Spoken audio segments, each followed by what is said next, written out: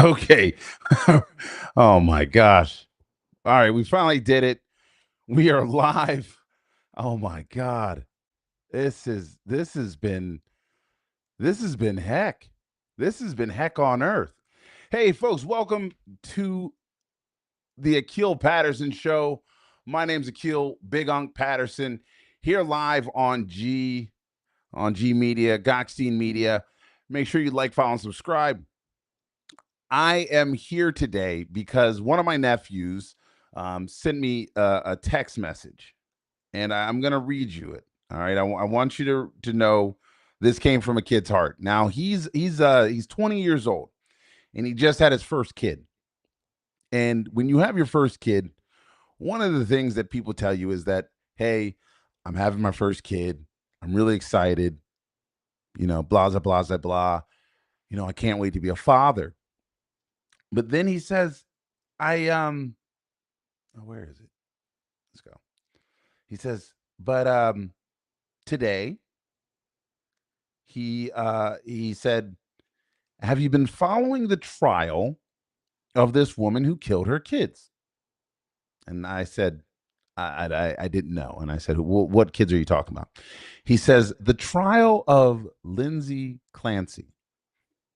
He says, apparently, Lindsay Clancy is a mother who sadly took the lives of her three children. I said, "Oh, that's awful. That's terrible. Tell me more." And he says to me, "Yeah, she took the lives of her three kids, and I don't know why." I said, "Oh, that's awful. That's terrible. That's awful. That's terrible. She took the lives of her three kids, and I don't know why." Now he's a first-time father, so everything he's telling me is because he's already freaking out about being a dad.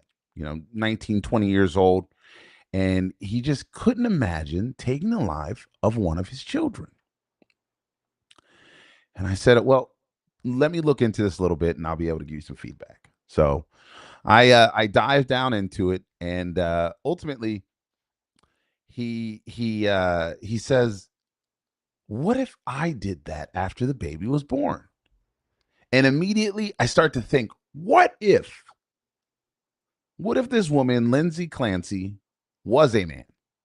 What if a man took the life of his own child? What would they say about him? What would they do to him? Would he stand a chance in court? And there's all these women. These women are standing on the corner, and they've got these signs, and they're standing with her. And I think there's a couple of things that are intersecting here, right? There's some mental health, yes, but there's justice, and that question is we don't want to ask. So tonight I want to talk about that case that is incredibly difficult, a conversation that is incredibly difficult. And before I say anything else, their names need to be said. Okay, their names need to be said. There was Cora, there was Dawson, and there was Kaylin. Cora, Dawson, and Kaylin are the lives of three innocent children that are no longer on this earth because their mother, Lindsay Clancy, took their lives. And now her defense is postpartum depression. Now, I know that there are many women who suffer from postpartum depression.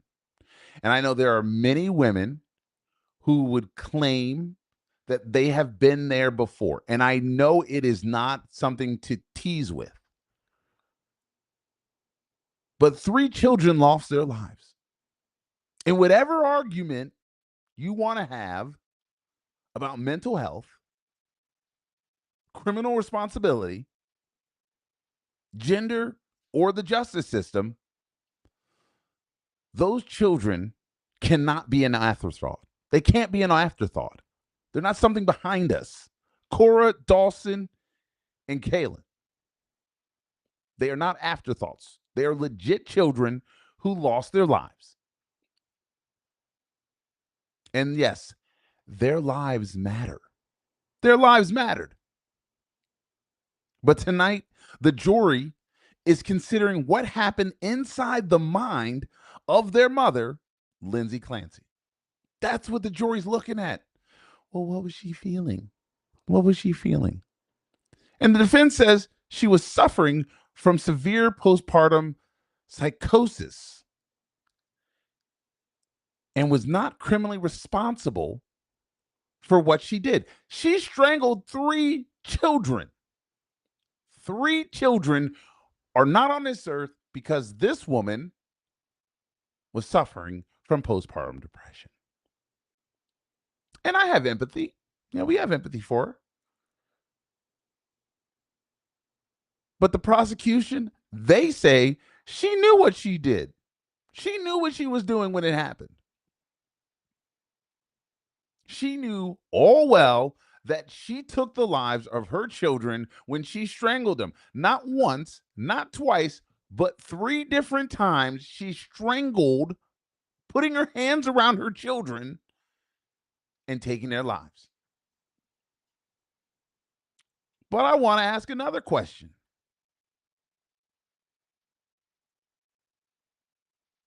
What if Lindsay Clancy was a man?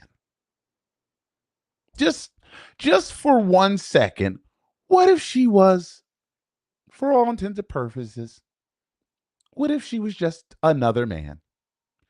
What then would we be saying? What would we be saying if this woman was a man? What are we going to say?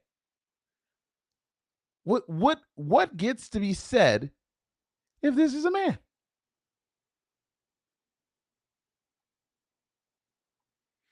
And that got me thinking. That really got me thinking.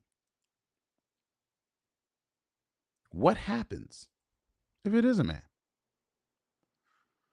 Do they get the same level of empathy and support? We stand with Trey Vance, who brutalized his kids, who murdered his children. Do we say that? Are we going to say that?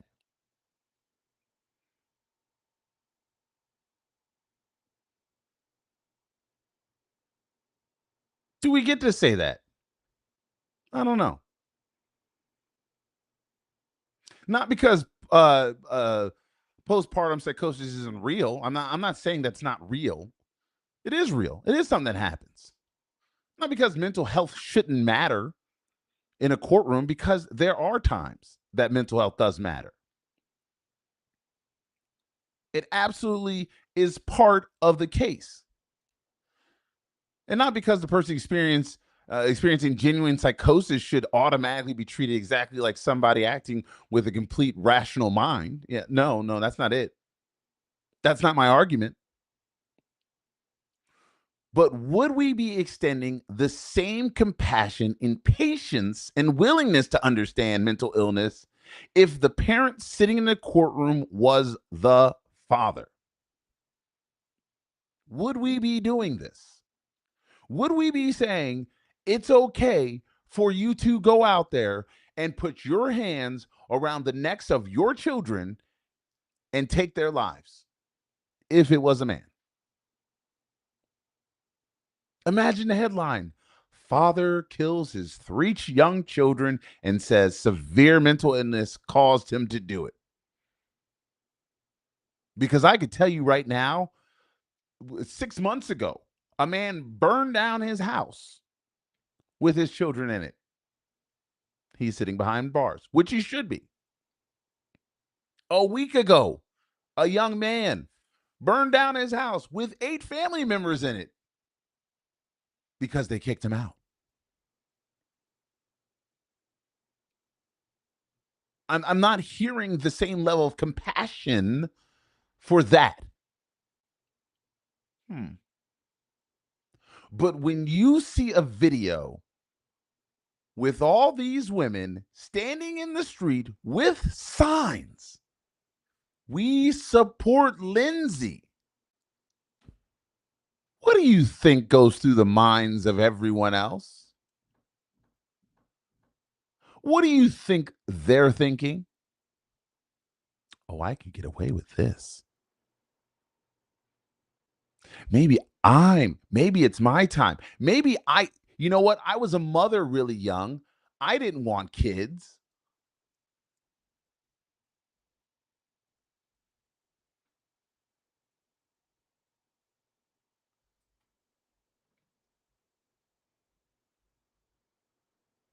There was a scene.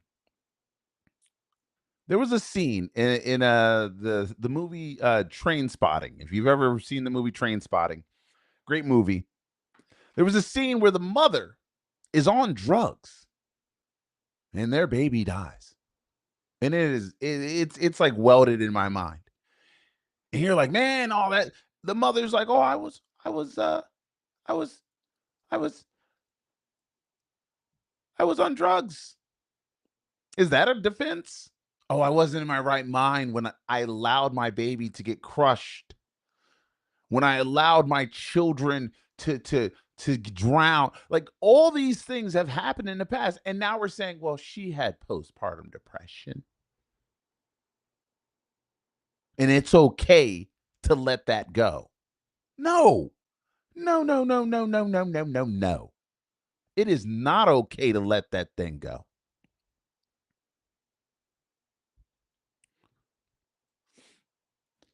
And my question is, why are there supporters? Why are there people at rallies with signs? Signs, signs. There are people at rallies with signs supporting this person.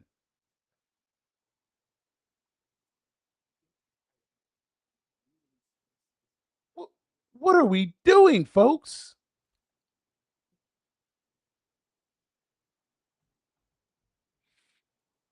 And the people that are there, there's something mentally wrong with the people that are supporting her. I'm not even gonna kid you. There is a psychosis. There is a level of psychosis that I would never want to see anyone have to go through. Just I don't think there's any reason for this. Just absolutely mind-blowing.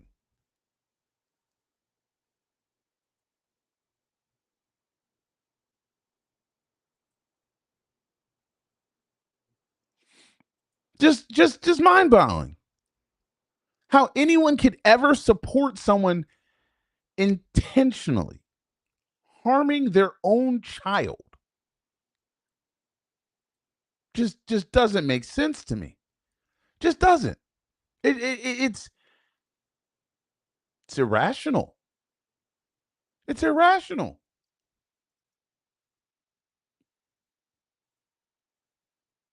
Here, look at this. Look at this. I'm gonna show you. Look at this thing.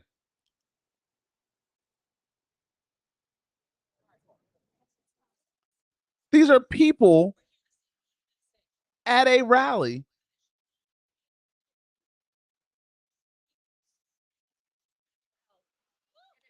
These people are in a rally saying that it shouldn't take tragedy for us to appreciate mental health.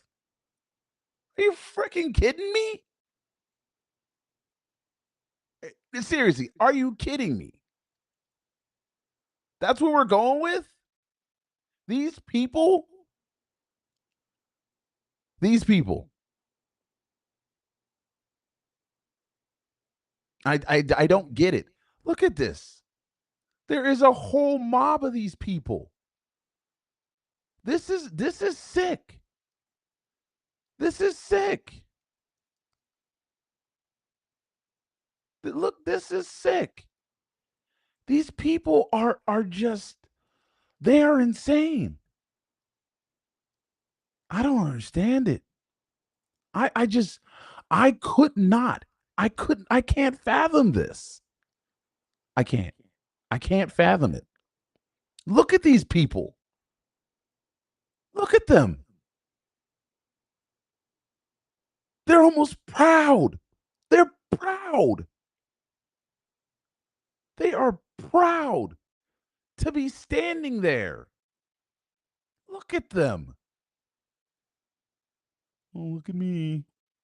I'm I'm gonna clap. Look at her. Look at this woman.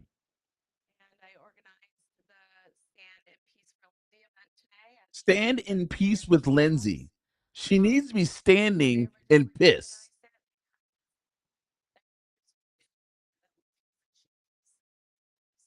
I can't believe this.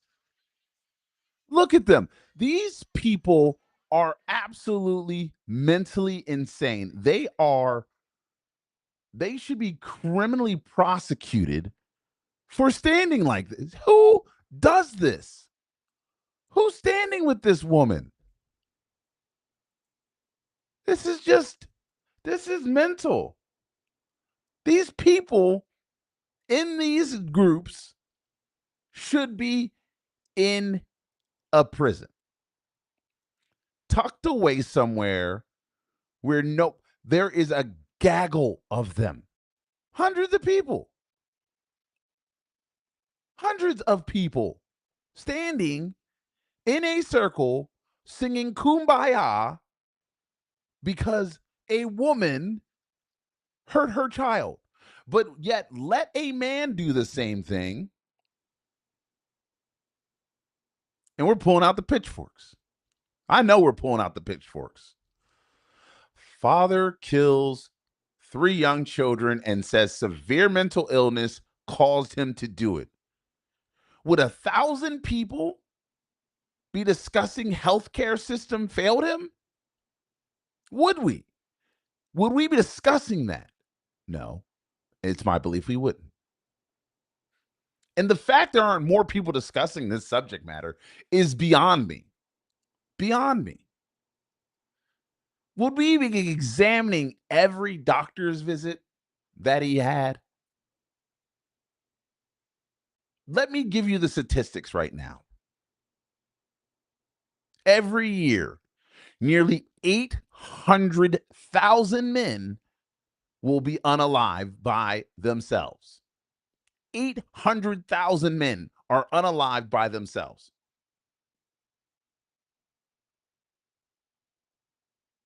Where was the cry for mental health then? But we're talking about Lindsay and how she needed mental health services. Her mother testified on stand and said she was a good mother. And she said if she needed help, I would have been there for her. Well, lady, your daughter killed your grandchildren. Do I think she's right in the head? Of course not. But she should be held legally responsible and accountable. Oh, but there was this one time in court and she was just crying. Yeah, let me just say this. A lot of people cry after they commit a crime. After the die's been cast, they want your, please feel sorry for me. Crocodile tears is what we call them. Would people be talking about the medications he received if it was a dad? Would there be a national conversation about whether society failed to recognize a psychiatric crisis if this was a dad? Would they? Maybe, maybe, maybe they would be. But I don't think the public reaction would look the same. And there's research suggesting this isn't simply something people are imagining. It's not something I'm imagining. Let me just say this. There are studies examining parents who have killed or unalived their children have found differences between how mothers and fathers ultimately move through the criminal justice system, including findings that the fathers are more likely to end up incarcerated and mothers can receive less severe outcomes.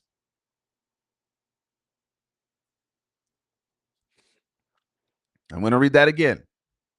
Studies of examining parents who have unalived their children have found the difference between how mothers and fathers ultimately move through the criminal justice systems. And the findings have seen that the fathers are more likely to end up incarcerated and the mothers can receive less severe outcomes. Now, that doesn't prove that Lindsay Clancy is receiving special treatment. I'm not thinking she is. It doesn't mean that every mother gets compensation or every father gets prison. Okay. Not every mother gets a compassion, not all. And not every father gets prison. But we've seen this before. We've seen this before. We have. And how our society forgets about it is beyond me. But it gives us a legitimate reason to ask whether gender influences how society sees if someone is sick or not. Who is sick? How does the world see? How does our society see who is sick and who's evil? That's a conversation I want to have because men suffer psychosis, especially right now. Men suffer depression because they don't get to talk about it. Because if they do, they are considered weak. If a man talks about what's going on in his life, he is considered weak. And that's not a good thing. Men suffer, but they suffer in silence. June was Men's Mental Health Awareness Month, and I didn't see one professional sports league stop it for a moment and say, hey, look, we need to talk about men's mental health. I saw pride flags, but I didn't see any men's mental health flags.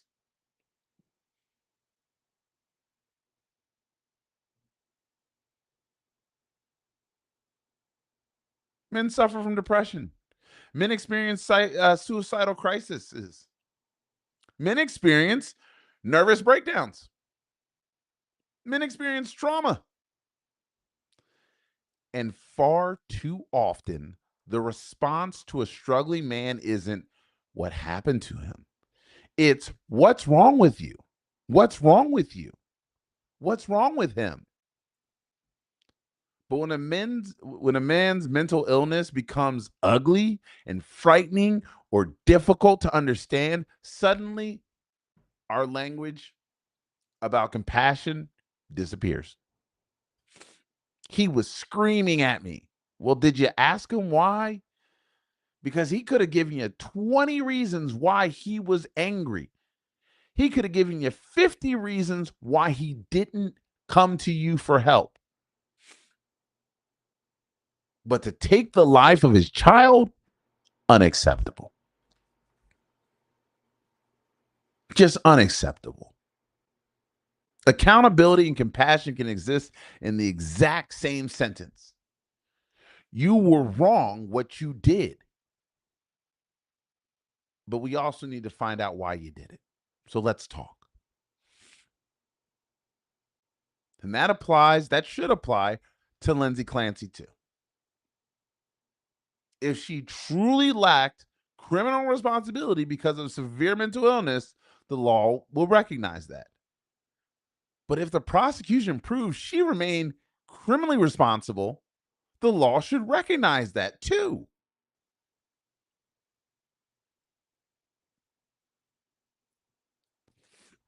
You can have compassion and not just let her get away with unaliving someone. How hard is that? But if you are at a rally, again, look at these people. They are sitting in a community group circle, kumbaya, trying to pretend like this didn't happen.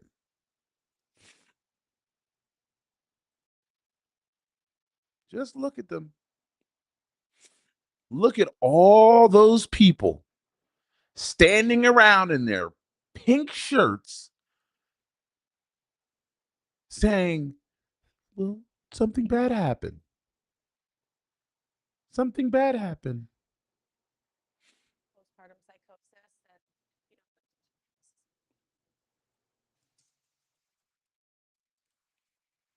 Sickening.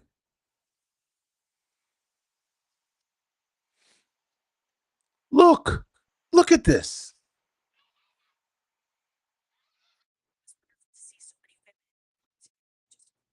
So many. What?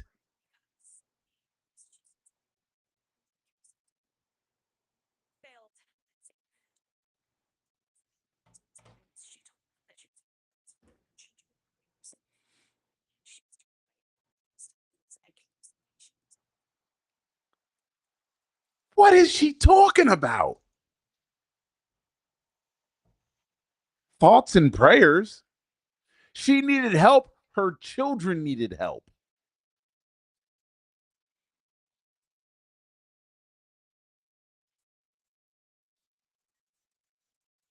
Look at this.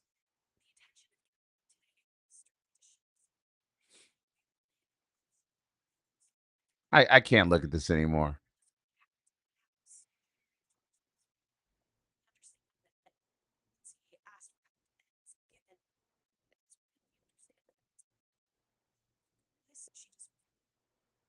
This is just all right. I'm done watching these people.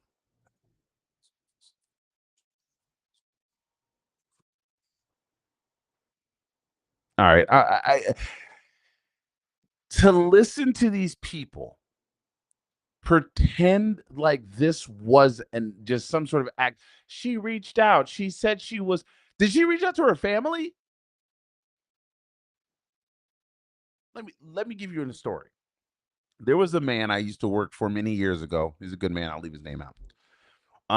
His wife suffered from postpartum depression, and what she asked of me, this is me. She asked me, some guy who worked for her husband, and she said, "Do you mind watching the kids while I go to the chiropractor?"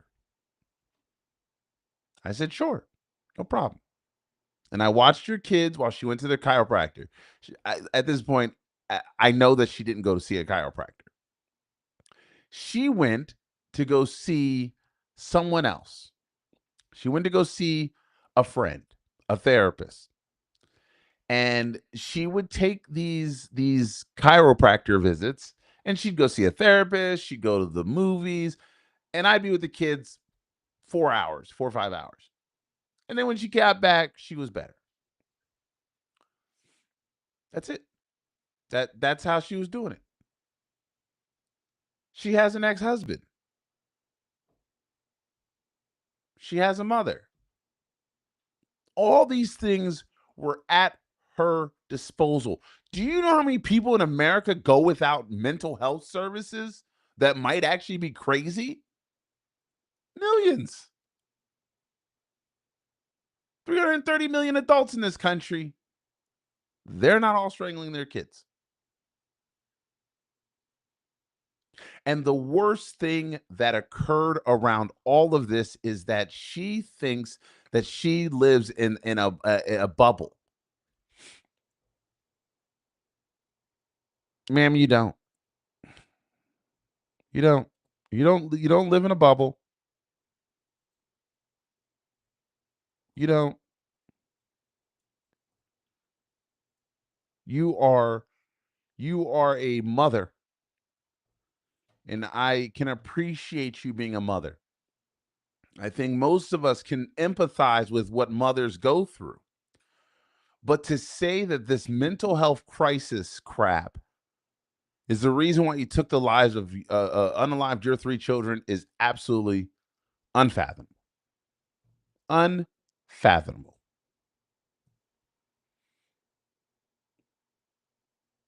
Justice simply cannot be about what makes you feel better emotionally. Let me say it again. Justice cannot simply be whatever makes you feel better emotionally. That's not the case. Three babies, no longer on this earth, an infant, a newborn, and then like a 6-year old.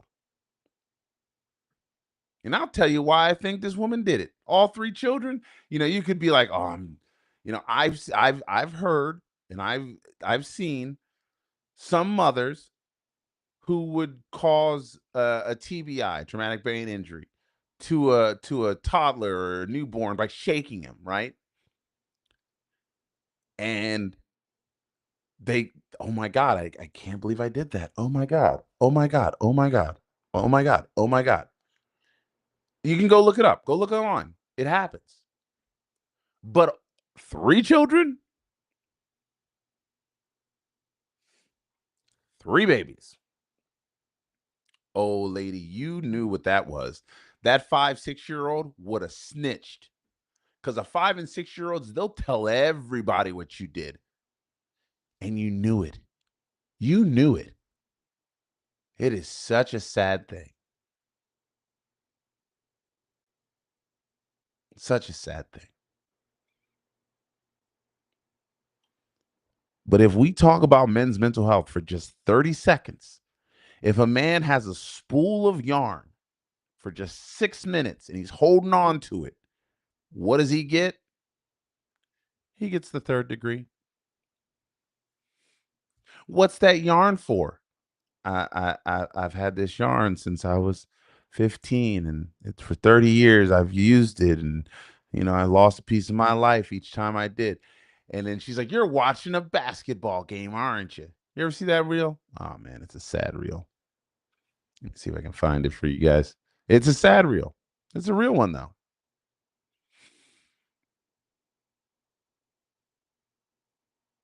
Justice justice can't be about depending on whether the person standing before us is a mother or a father. We need to understand a lot and find that finding someone not criminally responsible does not necessarily mean that somebody simply walks out of the courtroom or goes home. There can still be secure psychiatric hospitalization and potentially years of confinement, involuntary confinement and treatment. This isn't a choice between compassion and punishment. It's not. It's not a question between compassion and punishment. The real question is, what does accountability look like when severe mental illness is ends with the most unimaginable crime? What does it look like? And there's that question that bothers me most. Would we would we question differently if Lindsay was a man? If Lindsay was Michael, what would we say? What would we say if Lindsay was Michael? Would we talk about it? Would there be hundreds of men wearing burgundy shirts standing outside the courtroom going, "Let Michael go"? No. We'd be like, "Get the rope."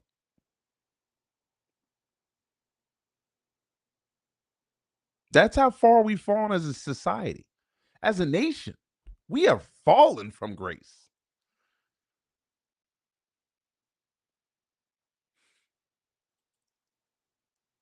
Think about it. Jeffrey Epstein hurt hundreds of young women. Well, what if Jeffrey Epstein was just mentally ill? Doesn't matter. He should have been in jail. And most of us agree. Yeah, burn him. You don't see me siding with Jeffrey Epstein. All right, take him out. Rotten hell. Done deal. We're over it. But to see a sea of women wearing pink shirts, this is no different than those women who used to march on DC with these pink pussy hats. And I said it. It was weird. It was weird. There's something about that liberalness that I don't even understand. And David calls me a liberal. God knows I'm not. Never been a liberal. Makes me sick.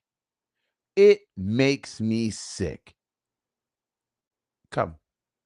Come here. Come, come, come. No, no, come, come, come to me. Come, come. It makes me sick. to my stomach to think that there were people standing in the street with signs talking to defend this person.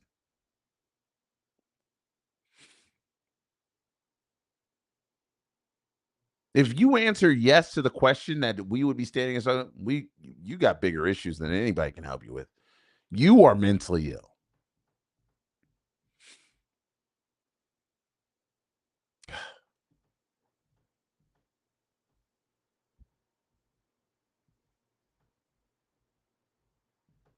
I think where I land on this is children are hurt.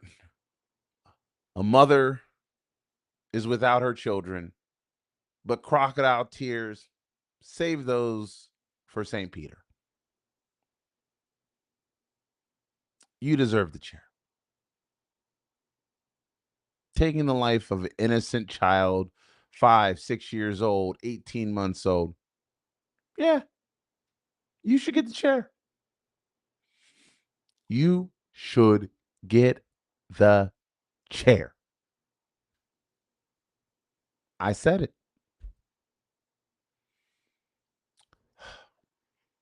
Well, all right. That's enough about that. I just had to get it out. I had to get that out because when a nephew calls me and he's asking me questions and he wants to know, Unc, what do you think? And I got to say, yes, you are going to be a father. You are going to be a great father. And if you need anyone to step in, give me a holler. If you ever feel the need that your wife or your significant other or the lady you are with or your baby's mama ain't living up to the standards, then yo, give Uncle a call. I got you. I'll step in. But I had to tell him that. Instead of him just knowing that he can call me. You should be able to call any one of your homies like, bro, I'm dying here. I'm dying. I need some help, man. My kids are driving me crazy. I just need a couple hours. Okay, cool. I got you. My best friend sent me a text message tonight. He said, your niece wants to know, David. He says, your niece wants to know a question. And I thought it was hilarious. This is the question what my niece asked me because he was sitting around. Said, no, where is it? You got to go to the right one. My niece asked me, and I'll give you the quote. She says, this is a random question from your niece. What would your answer be? What is the song? What is the song that is about you? The song that best describes you? And her answer was Bulletproof by LaRue.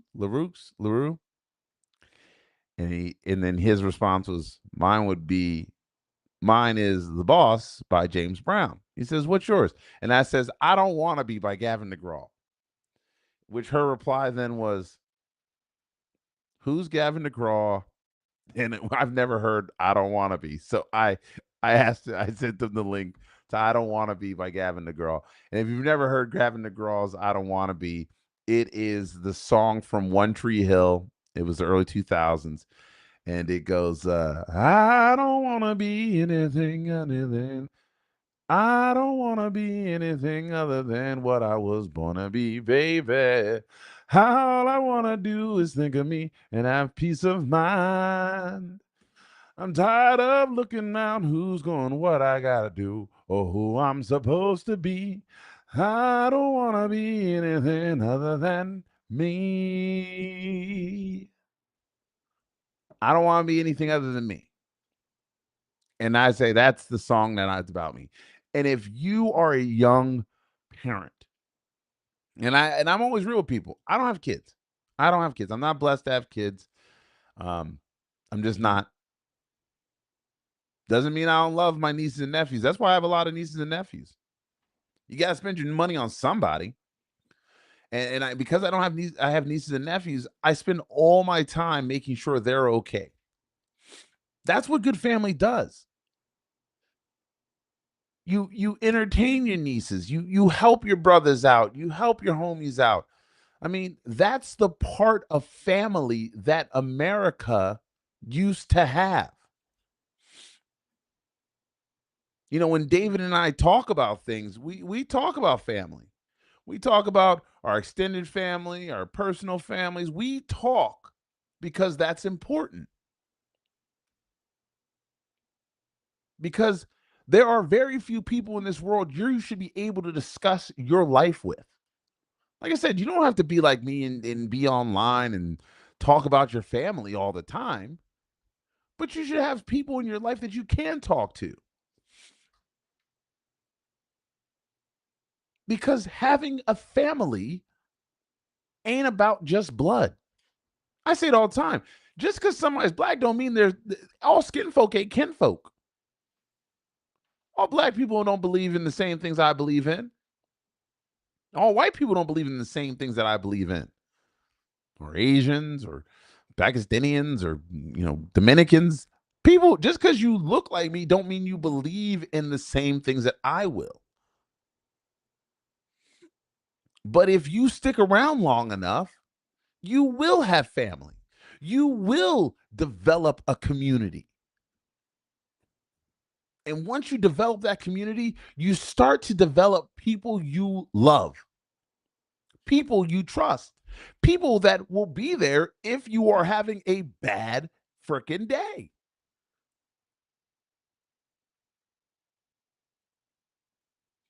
You saw me get online on Tuesday night with D. Watkins, HBO writer, Hulu executive producer of Hoops, Hopes, and Dreams.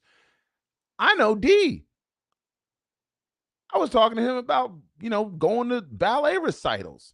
A man who literally got shot. A man who would tell you, yeah, I used to hang out on the corner. But now he's hanging out in executive rooms because he surrounded himself with better people. But we don't surround ourselves with better people. This Lindsay lady couldn't surround herself with better people. She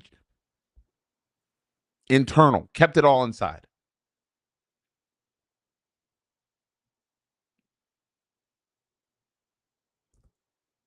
Insane.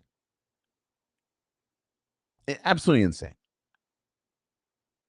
There was a I was, I always tell everybody from Baltimore to Berlin is what I like to talk about.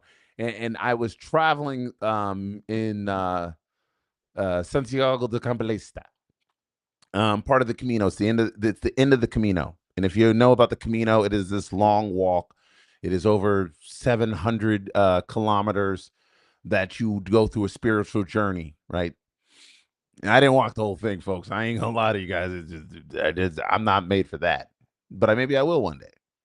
But when you're walking the Camino, you're stopping in the villages and towns, and people are welcoming you into their homes, and you're getting food, and you're having conversations. And when you're in this Spanish world, you're eating. That's what you do. You eat dinner. You eat dinner at the end of the night. You're not going to walk through the night because it's dangerous. And you're eating, and you're breaking bread with people, and you're sharing your experiences. I will say this: if you know English, God bless you. God bless you. English has become like the default language of the world. And so a lot of countries, their kids, they learn English before, that's their second language. And as you're traveling on through the Camino and you're having these like small little towns and these villages and you're eating dinner with people, you start to build a new community. And I got a book, just a moleskin book. And if you don't know what a moleskin is, I normally keep it here on the desk, but I don't have it right now. But if you have a moleskin, they're very good journals to be using. And I'm writing in my journal, and I meet a group of people who had walked the whole Camino. And this woman tells me, she says, I saw you this morning at the church of Santiago de Compostela. I said, yeah, I saw you. I took your photo. She's like, yes, that's it. She's like, how far did you walk? I was honest with her. I said, Maybe 30 kilometers. She says, why did you not walk more? I said, I would have. I said, but I didn't mean to walk the Camino. And then she says, well, here's my email. When you come back to walk the Camino again, I will walk it with you. Oof. A moment, a moment, a moment in time, a moment to reflect. I was walking the Camino and I want to do it. I want to walk the full Camino.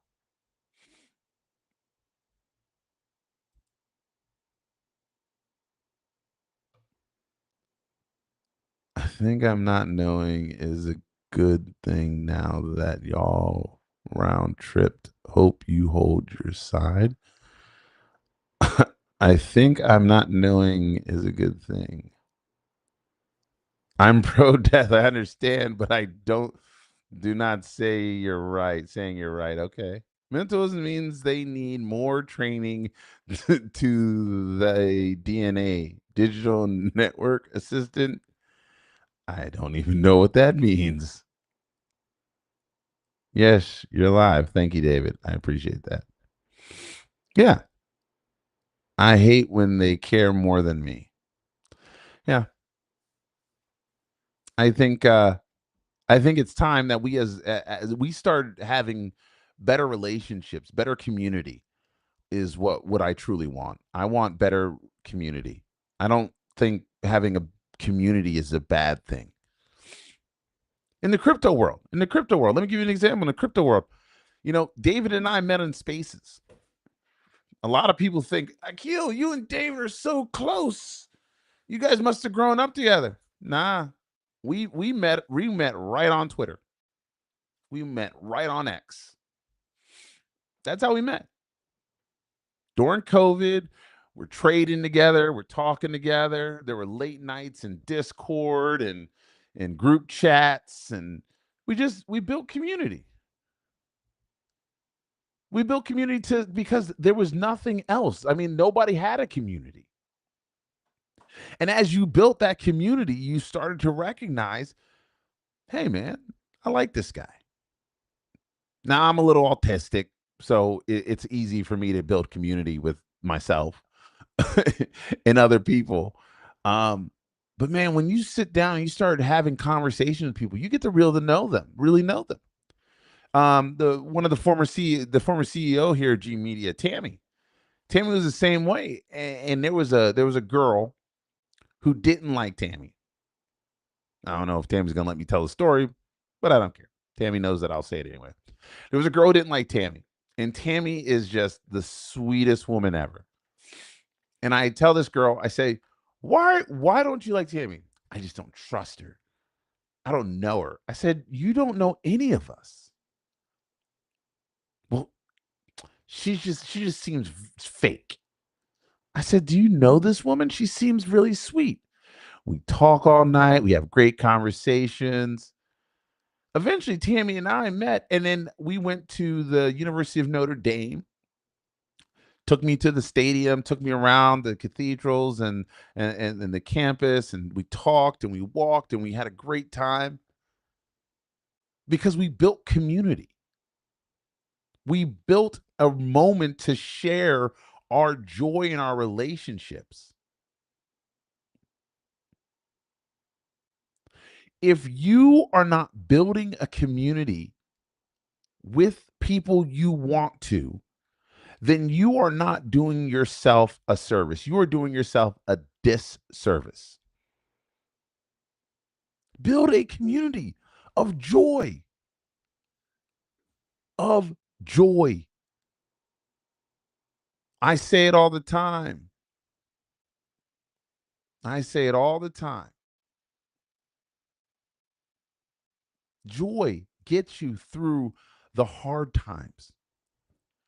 You know what keeps you in the hard times? Pain. Pain keeps you in the hard times because pain begets more pain. Trauma begets more trauma. It's not where we want to live. We have to learn that we can build community based on joy. Pope Francis said it. I want you to be happy. I want you to be happy. Don't focus on the worldly things. Focus on the joyful things. I can get you rage baited all day. I can say some outlandish things. I mean, there's a lot of time I want to say some outlandish things. But if we start focusing on the joy that we have in this world, we can create a better society. I love food. So learn to break bread with people. A lot of black women would say the number one way to break somebody's anger down, put a good pot of stew in front of them. Ooh. If you're down in Louisiana, some gumbo gonna get you right. You want to you know what used to make community, and a lot of you young heads won't know this, but there was a time where you could smoke in the bars, but a lot of people didn't like the smoking in the bars because it was just too much and it was just too smoky. So you would go outside and you'd huddle together because it was cold, and you'd share a cigarette. Shoot, I didn't even smoke, and I just wanted to be out there with those dudes. I used to take breaks at work when I was a teenager. I didn't even smoke because I just wanted to go hang out with those dudes. We had a bridge. It was called the Smoking Bridge. Literally, it was the Smoking Bridge. It was made out of wood. People would always try to light it on fire. I think it actually did burn down one day. But in high school, there was a bridge. It was a smoking bridge. And they would go to the bridge and they would smoke. People would take their time. One small drag, talk about something. Another small drag, talk about something else. I mean, that's what you did. It built community. And the more you built community, the more you started to recognize, hey, man, I like this dude. Or I like this girl. She's a friend. She's cool. People would say, oh, how could you hang out with the goth kid? I'm like, have you ever hung out with them? Yeah, they might wear black trench coats and black clothes and wear like funny eyeliner. But if you hung out with them, you'd realize they were really awesome. They built community. They learn to appreciate the person and not the looks of the person. I've got another podcast out that I love to talk about it. Dog to the I don't even know what that is. What is that? I don't even know what that crypto is. Whatever the crypto is. I don't even know what it is. If you want to talk about a good crypto, I'll give you a good crypto to talk about. I'll say it. I don't even care. It's called OMI. But I'm gonna go back. I'm gonna finish. You can't distract me. I got ADHD. Please stop. You can't do. Please do. For the love of God, if you all are like bombing me with cryptocurrencies that I don't know anything about, I would probably lose my mind. But there was there was a time when we built community by getting to know people. Uh huh. Uh huh. Uh huh. Uh-huh. How about OMI? How about that OMI token? Yeah. Yeah. You want to talk about the woofs and the bow wows and the me, me, me, me, me? How about that OMI? How about the VV digital collectibles? Oh, it's okay. I'm sorry. It's okay. I don't know what it is, but do you know about OMI? Do you know about the VV? Do you know about the cryptocurrency? You know what? All right. Now I'm going to have to show you all because nobody wanted to talk about this. But I'm going to show you all that there is a cryptocurrency, a company, a real company being built as we speak. And it is by far going to be the most impressive thing you've ever seen. We talk about interoperability. We talk about crypto becoming mainstream, yes, this company, this crypto, this asset is going mainstream like never before.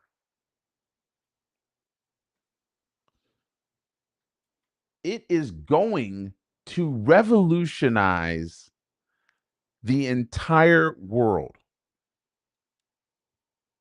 All right.